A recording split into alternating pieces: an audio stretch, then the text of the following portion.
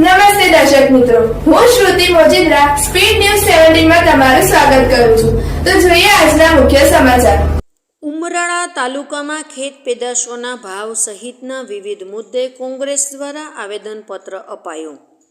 ઉમરાળા તાલુકા કોંગ્રેસ સમિતિ દ્વારા ઉમરાળા તાલુકાના ખેડૂતોના પડતર પ્રશ્નો અને લોકોને પડતી હાલાકી સંદર્ભે કેન્દ્ર તથા રાજ્ય સરકારને આવેદનપત્ર આપીએ છીએ અને નીચેના વિવિધ પ્રશ્નોનું તાત્કાલિક અસરથી નીચેના મુદ્દાઓનું નિરાકરણ લાવશો તેવી માંગ સાથે ઉમરાળા મામલતદારને આવેદનપત્ર પાઠવ્યું. ઉમરાળા તાલુકો હંમેશ માટે ખેતી પ્રધાન રહ્યો છે, તેથી ઉમરાળા તાલુકામાં મોટા ભાગે લોકો ખેતી સાથે જોડાયેલા રહ્યા છે.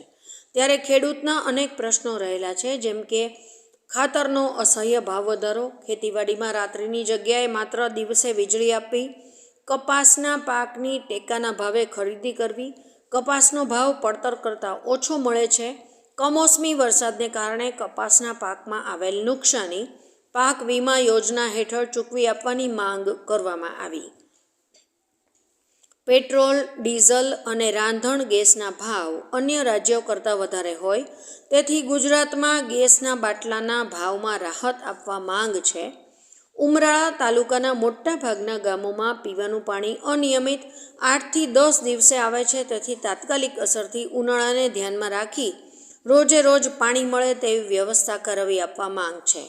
ઉમરાળા તાલુકામાં આવેલ કાળુભાર સિંચાઈ યોજનાની ખેડૂતો માટેની માઇનોર કેનાલ ઘણા વર્ષોથી તૂટી ગયેલ હોય, તાત્કાલિક ધોરણે રિપેરિંગ કરવા રજૂઆત છે, તેને તાત્કાલિક અસરથી અમલ કરાવવો. રિપોર્ટ નિલેશ ઢીલા, ઉમરાળા. આજ રોજે તારીખ 9/2/2024ના રોજ અમે અમારી લાગણી મામલતદાર દ્વારા સરકાર સુધી પહોંચે એવા આશયથી મામલતદાર ઓફિસે આવેદનપત્ર આપવા માટે ઉપસ્થિત થયા છીએ. કોંગ્રેસ સમિતિ લોકોની સાથે રહી લોકોના હિત માટે વિચારવા માટે કાયમ માટે પ્રેરાયેલી છે. ત્યારે આજે આપણે જોઈએ છીએ કે કપાસના ભાવ જે ખરેખર 2200 કે 2500 રૂપિયા હોય તો પણ ખેડૂતને પોસાય નહીં એવી સ્થિતિ છે. ત્યારે માત્ર 1400 રૂપિયાના ભાવે કપાસ વેચાઈ રહ્યો છે.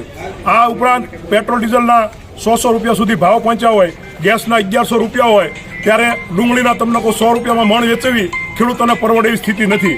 ત્યારે સરકાર માત્ર ને માત્ર ગૃહિણીઓના બજેટને લક્ષ્યમાં રાખે અને ખેડૂતોના લક્ષ્યમાં ન રાખે તો ખેડૂત ખરેખર મરી જાય. ખેડૂત જગતનો તાજ છે એવું કાયમ માટે ભારતની અંદર બોલાતો એવું છે. તો આજે ખેડૂતોની દશા કાયમ માટે માઠી થઈ રહી છે. તો એના માટે સરકાર વિચારે અને ખેડૂતોને પોષણક્ષમ ભાવ મળે તો ખેડૂત ટકી શકશે. નકર જગતનો તાજ દુઃખના ડુંગરોમાં દેવાના ડુંગરોમાં દેવા પડી જશે એવી અમારી લાગણી છે. એટલે અમારી લાગણી મામલતદાર શ્રી દ્વારા સરકાર સુધી પહોંચે એવી વિનંતી.